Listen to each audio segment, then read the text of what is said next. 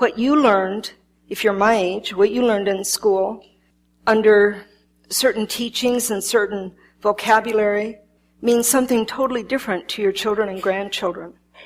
It has been altered so substantially, you would not even recognize today's educational system from the educational system of our days. And it's because they're preparing our youth for the one world order. You see the picture up there? One world religion. This is just a clip out of a video that was taken of this display that took place in Manchester, England. Show us the next picture. You see what the people are doing? They're touching this person, this papier-mâché man who represents one world religion. Look what they do next. You see what she's doing? She's praying. She touched the beast, and then she prayed. And she prayed over the beast. Manchester, England, in 2002. Preparing the world for the one world religion. Being represented there were all of the colonies that were under England, including Australia, Canada, so on and so forth. So go back to the man. This man was brought out at the 2002 Games to represent the one world religion being represented by a man. You know, it kind of reminds you of Nebuchadnezzar's vision, just a little bit. They brought out all kinds of icons representing world religions surrounding this man. In other words, giving him the power of their beliefs, the power of their faith, the power of their religion. Does this make sense to you? This tells you we are much further along in the scheme of things than you ever thought we were. Years ago, I would say, 6, 7 years ago, I found a little clip on the internet because of an angelic visitation that was given. I found a little clip on the internet that confirmed it. And it was about meetings that were being held under the auspices of the Catholic Church with world leaders like the Dalai Lama, world religious leaders, for the purpose of bringing all religions together to make one religion. And I understand they have these kinds of meetings frequently, trying to determine how they're going to do it. Now, the situation in America is such that because we have kind of fallen asleep, would you agree with that? America has kind of fallen asleep. Those who are unsaved are deeply asleep. Those who are saved, so many, are falling asleep. They're falling into a daze. It's as though they can't find their right hand from their left. And this is all pre-planned. They've been taking God out of our nation little by little for 100 years. And so, because this has happened, the way they've done it, because of this gradualism, that's one of the things that they believe in is gradualism. Most people aren't even aware that decade by decade they are losing the reality of God through the educational system. You'd be amazed at how many churches have either been given money by the Illuminati, so now the Illuminati owns what they're going to do in that church, or they are Illuminati churches under the guise of Christ. You just really have to be careful these days. And through the secular media and education and banking and government, through all of these different veins and resources and avenues, and I can remember just recently, I can't remember how it happened. I think someone sent it to me, and I, for the first time, saw an advertisement put out by one of the jeans makers. And the way they were selling their jeans was, it was awful. It was terrible. I mean, they had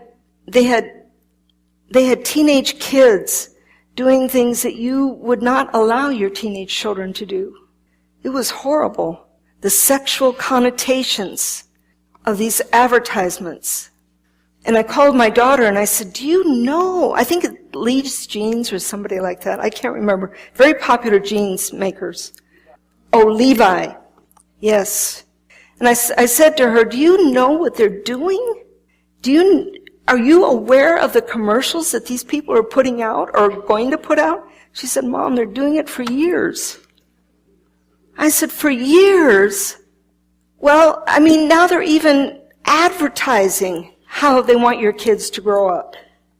Everything is intimidation. Be part of the group. Think like they think. Know what they know. Pull away from all the values of righteousness and delve in to the valueless society of the Illuminati. That's what they're telling our youth. So by the time that they're old enough to go to college and think critical thinking, all of their critical thinking is going to be Illuminati thinking. So they're inundated. The family is inundated. The church is inundated.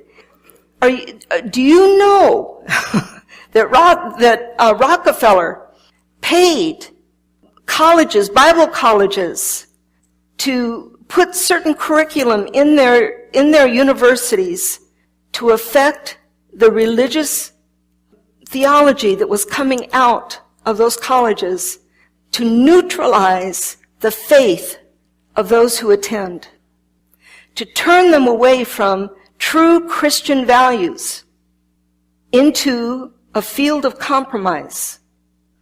Pastors that come out of those colleges believe what they believe because that's what they've been taught, and they've been taught because the university received money from Rockefeller.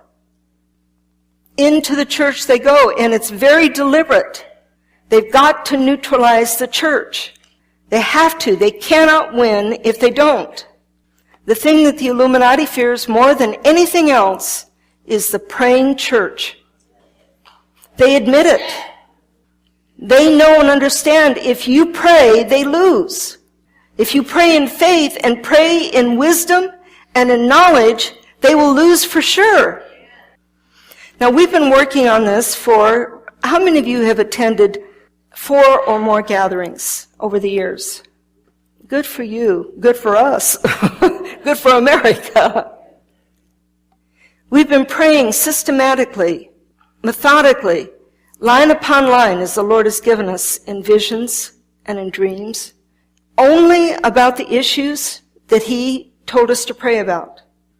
And step by step, we've been coming up the ladder to a place where we could begin to intercede against the Illuminati. Now, I knew nothing about the Illuminati at that time when he began to introduce it to us. But he started giving me, Jen's here, she can attest, he started giving me names, people's names, family names, dates. We would be as a team on the phone, getting ready for our gathering, praying over our gathering. And the Lord just started spilling out names, dates, times, things that transpired. I got some, Jen got some, another person who was with us, Sally, received some information. And I'm saying to the Lord, what is this all about? Who are these people? And what do they all have to do with one another? He said, these are the hierarchy of the Illuminati. And you're going to start dealing with the Illuminati in your gatherings. We didn't want the information. We didn't want to go there. None of us were like excited that we were getting all this information. And so by the time he helped us understand it, for our first gathering that was around the Illuminati, we knew we had our hands into something that was gargantuan. And you talk about feeling like a little David going up against a Goliath. Our Goliath was many times the size of David's Goliath. But gathering after gathering, the Lord would give us such victories. Such incredible things began to happen. He would tell us exactly what to pray.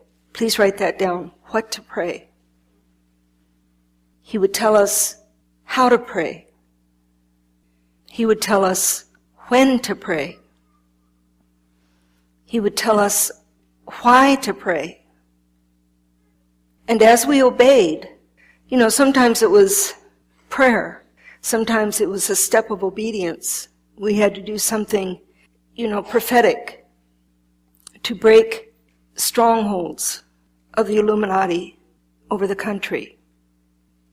Put up the picture of the pillars, please. You see these pillars coming up little by little, sneaking gingerly into our vision?